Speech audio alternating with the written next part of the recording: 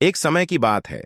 एक हरे भरे जंगल में एक समझदार कछुआ जिसका नाम टिंकू था और एक गर्वीला शेर जिसका नाम राजा था रहते थे। जहां राजा अपनी दहाड़ से जंगल में घूमता था, वहीं टिंकू धीरे धीरे चलते हुए सब कुछ ध्यान से देखता था। एक दिन जब राजा नदी के किनारे आराम कर रहा था, एक शिकारी जंगल में आ गया और उसने शेर को पकड़ने के लिए एक जाल बिछा दिया। टिंकू ने दूर से यह देखा और समझ गया कि राजा खतरे में है। लेकिन राजा हमेशा खुद को सबसे ताकतवर समझता था और उसे लगता था कि उसे कोई नुकसान नहीं पहुंचा सकता।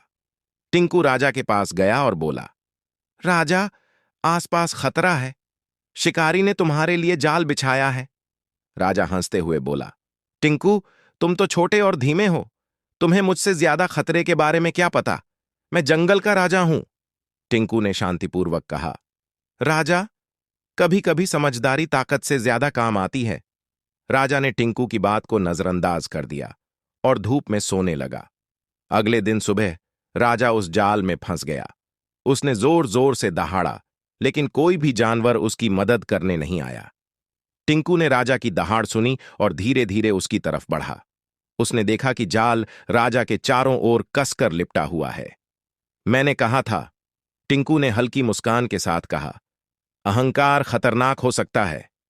राजा ने शर्मिंदा होकर पूछा, क्या तुम मेरी मदद करोगे? टिंकू ने सिर हिलाया और जंगल के छोटे जानवरों को बुलाया। चूहे, पक्षी और यहां तक कि चींटियां सभी मिलकर जाल को काटने लगे। धीरे धीरे जाल टूट गया और राजा आजाद हो गया। उस दिन के बाद राजा ने समझा कि सभी प्राणियों की समझदारी का सम्मान करना चाहिए। उसने टिंकू का धन्यवाद किया और वादा किया कि वह दूसरों की बातों को ध्यान से सुनेगा। टिंकू और राजा अच्छे दोस्त बन गए और जंगल में शांति और खुशी छा गई।